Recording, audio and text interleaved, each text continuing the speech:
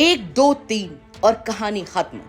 उत्तर प्रदेश में संदेश साफ है, अगर रहना है तो कायदे से रहो, वरना फैसला सड़क पर ही लिखा जाएगा। 26 फरवरी 2026 की सुबह थाना लोनी क्षेत्र में एक्स मुस्लिम सलीम वास्तिक पर 2 हमलावरों ने धारदार हथियार से जानलेवा हमला किया। सलीम गंभीर रूप से घायल हुए और मामला दर्ज होते ही पुलिस हरकत में आ गई। जांच शुरू हुई तो सीसीटीवी फुटेज और मुखबिर की टिप ऑफ ने कहानी खोल दी। नाम सामने आया जिशान और उसके बड़े भाई गुलफाम का। दोनों पर पुलिस कमिश्नर की ओर से 1-1 लाख रुपए का इनाम घोषित किया गया। जिशान को पहले ही पुलिस मुठभेड़ में ढेर किया जा चुका था, अब बारी गुलफाम की थी। मंगलवार 3 मार्च रात करीब 9:20 पर वसुंधरा बिजली घर के सामने स्वाट टीम और क्राइम ब्रांच ने घेराबंदी की। बाइक सवार 2 बदमाशों को रुकने का इशारा किया गया, लेकिन रुकना शायद उनकी फितरत में नहीं था। पुलिस के मुताबिक उन्होंने ताबड़तोड़ फायरिंग शुरू कर दी। जवाबी कार्रवाई में 2 पुलिसकर्मी घायल हुए।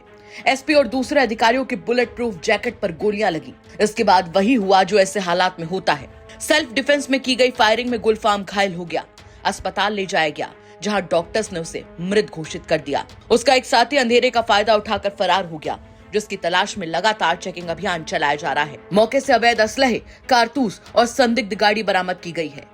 3 दिन के अंदर ये दूसरा बड़ा एनकाउंटर है। डीसीपी सिटी धवल जायसवाल का साफ कहना है कि कमिश्नरेट की नीति अपराध और अपराधियों के प्रति 0 टॉलरेंस की है। कानून से खिलवाड़ करने वालों को बख्शा नहीं जाएगा।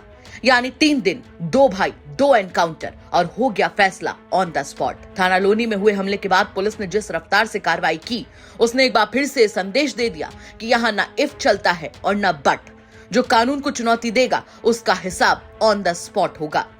कमिश्नरेट गाजियाबाद में जैसा कि आपको विदित है कि पूर्व में सलीम वास्तिक पे हमला हुआ था, जिसमें 2 मुख्य आरोपी थे, जिशान और गुलफाम। इसमें से जिशान पूर्व में ही पुलिस मुठभेड़ में मारा गया था। ये दोनों ही आरोपी 1 लाख रुपए के इनाम थे। आज जो दूसरा आरोपी था, उसके संदर्भ में पुलिस को सूचना प्राप्त हुई थी कि घोड़ा क्षेत्र में आने वाला है। इसी संदर्भ में हमारी क्राइम ब्रांच की टीम और स्वाट टीम यहाँ पर पहले से मुस्तैद थी, और जैसे ही सूचना मिली कि वो आ रहा है तो क्राइम ब्रांच की टीम के द्वारा उसका पीछा किया गया, जहां पर वो बाइक से भागने का प्रयास किया और गिर गया और उसने पुलिस टीम पर फायरिंग की। पुलिस टीम ने आत्मरक्षार्थ उस पर फायरिंग की, जिसमें वो घायल हुआ। पुलिस ने तत्काल उसको मौके से उठा करके हॉस्पिटल भिजवाया, जहां पर हॉस्पिटल में वो मृत घोषित किया गया है। और इस तरीके से ये पूरा घटनाक्रम आज ये प्रस्तुत हुआ है। सर, क्या उम्र रही इसकी और क्या घटनाक्रम रहा? घटनाक्रम जैसा मैंने पहले बताया, ये उन पर जो सलीम वास्तिक पे हमला हुआ था, उसके लिए हमारा वांछित आरोपी था, जिसके ऊपर शासन की तरफ से 1 लाख रुपए का पुरस्कार भी घोषित था, और उसकी तलाश के लिए हम लोग लगातार निरंतर दबिश दे रहे थे। आज जो सूचना प्राप्त हुई थी, उस सूचना के क्रम में हम लोगों के द्वारा यहाँ पे कार्रवाई की गई थी। इसमें कुछ और लोगों का अपराधी भी इसमें इन्वॉल्व है? ये सारा अभी विवेचना के क्रम में आगे इसकी तफ्तीश जारी है। विवेचना में जैसे ही डेवलपमेंट होगा हम लोग आपको अवगत कराएंगे। सर, 2 भाई हैं और दोनों ही क्रिमिनल प्रवक्ते हैं, दोनों का एनकाउंटर हुआ।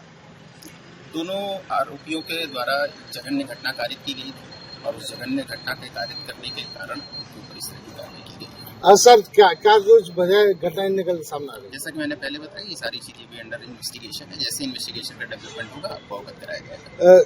क्या सर क्रिमिनल माइंडेड थे? क्योंकि क्या आपराधिक इतिहास था इनका?